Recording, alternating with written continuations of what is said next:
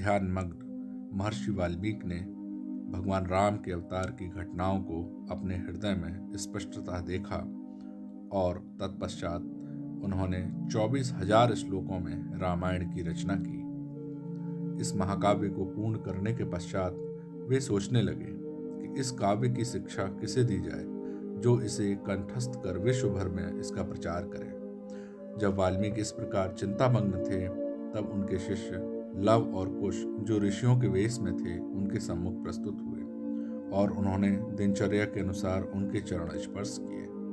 वनवास के पश्चात सीता ने इन जुड़वां भाइयों को जन्म दिया था और तब से वे दोनों वाल्मीकि की देखरेख में रहने लगे। सीता का व्यवस्था पूर्वक त्याग किया गया।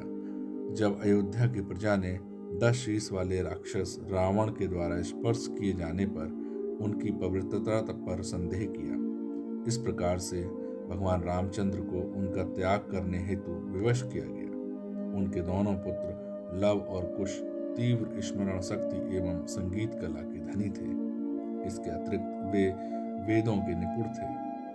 देखने में वे बिल्कुल अपने पिता के समान एवं संगीत में स्वर्ग के गंधर्वों के समान दक्ष थे। इस प्रकार वाल्मीकि ने पाया कि वे दोनों रामायण की शिक्षा प्राप्त करने हेतु योग्य थे। तत्पश्चात वाल्मीकि लव कुश को ध्यानपूर्वक महर्षि संपूर्ण रामायण का अध्ययन करवाने लगे। उन जुड़वां भाइयों ने संपूर्ण रामायण कंठस्थ कर ली। वाल्मीकि की शिक्षाओं का पालन करते हुए उन्होंने भगवान रामचंद्र की अद्भुत लीलाओं को महान मुनियों, विद्वान ब्राह्मणों एवं शुद्ध हृदय वाले अन्य धार्मिक व्यक्तियों को सुनाया।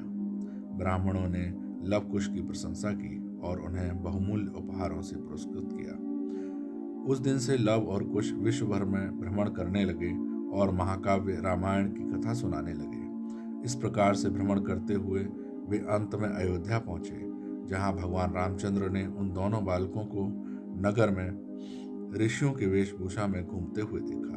अपनी दिव्य लीलाओं का उनके द्वारा सुंदर ढंग से वर्णन किए जाने की प्रशंसा सुनकर भगवान राम ने प्रसन्न होकर उन्हें अपने महल में रामायण की कथा सुनाने के लिए आमंत्रित किया। यद्यपि वे उनके पुत्र थे, तथापि उन्होंने उन दोनों को नहीं पहचाना। इन जुड़वां मुनियों का आदरपूर्वक स्वागत करने के पश्चात भगवान राम ने उन्हें अपनी राजसभा में आमंत्रित किया।